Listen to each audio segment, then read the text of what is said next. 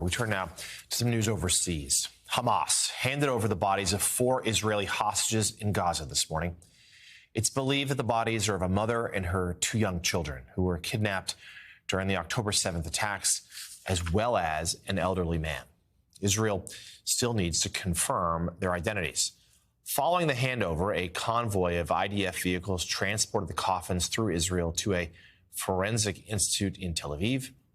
Israeli citizens lined up outside, waving their flags in support. Joining us now, Israeli President Isaac Herzog. Mr. President, thank you so much for joining us this morning. Let's just start there with this obviously somber moment. What more can you tell us about those who were returned to Israel today? What does this mean for the nation? This is a moment of true agony, pain, bereavement.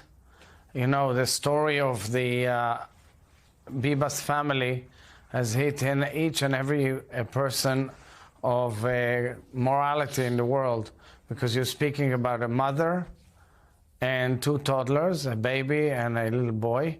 And the other person is Oded Lifshitz, an 86-year-old retired elderly peace activist who used to work with the Palestinians on a daily basis to help them in any way they need.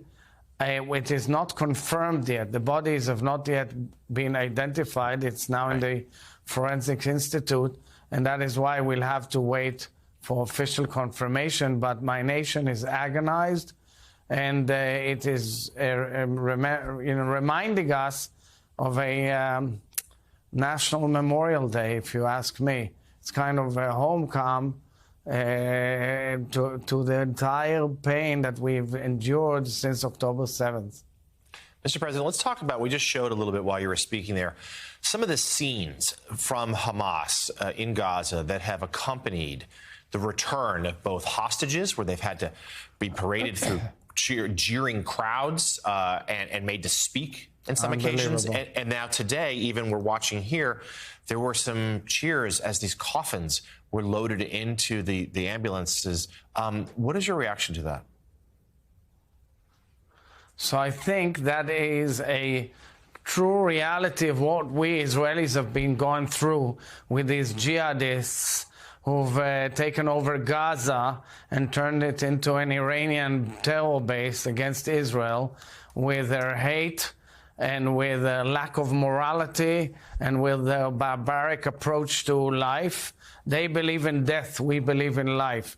They think death is the role model. We believe life is the role model. But it was so humiliating, so disgusting, so despicable. Even the UN Commissioner on Human Rights condemned it strongly and fiercely. And that is the reality we have faced with. We did not seek that war.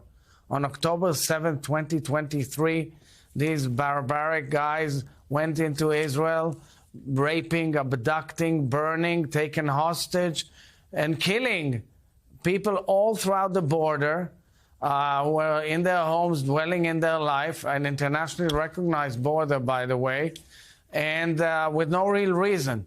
But there was actually some progress going on between us and the Palestinians, and some more effort could have given much more hope. But what they've done, these barbaric terrorists, they've ruined the hope of Israelis, and they ruined the hope of Palestinians too. And I think it is what you call pure cruelty. And one has to understand that to fight pure cruelty, you have to fight totally and uproot pure cruelty, because terror is what leads to this vicious cycle in our region. Mr. President, let's get your reaction to what we heard from President Trump here in the United States just a week or so ago, where he suggested that Palestinians be displaced from Gaza, that the U.S. would come in his words, take over and be part of some sort of rebuilding project there. This idea was condemned by a lot of your neighbors there in the region. What do you think? Is this a feasible idea, or is this something that could potentially inflame the area further? So I think President Trump shed like a light, a spotlight on the realities on the ground, meaning this idea of making the same mistake time and time again, meaning ceasefire, then another terror attack, then there's war, then there's terrible bloodshed, then there's ceasefire again for decades, is obsolete. We have to look to new ideas. And his plan, which was made public a few weeks ago when Prime Minister Netanyahu met with President Trump in the Oval Office, has since then shaken the entire region and is bringing about the fact that Egypt and Jordan and other Arab states, who definitely have a voice to express, and we should, of course, listen to them because they are partners in peace agreements with us, are about to come forward with a new plan, because we need to have the region come forward with a new plan. It doesn't make sense to leave Gaza under the reign of terror for again and again and again, simply creating a mess and wreaking havoc throughout the region and with Israel. It doesn't make sense. We have to change the reality so that both Israelis and Palestinians and Arab neighbors can dwell in peace. We can reach peace. But for that, we have to change some core root causes, such as terror. And that is, I think, the main expression of President Trump's words. And lastly, sir, briefly, that's the long-term vision. Here in the short term, how confident are you that the ceasefire will hold, particularly as phase 2 approaches? So on Saturday, 6 more hostages are due to be freed.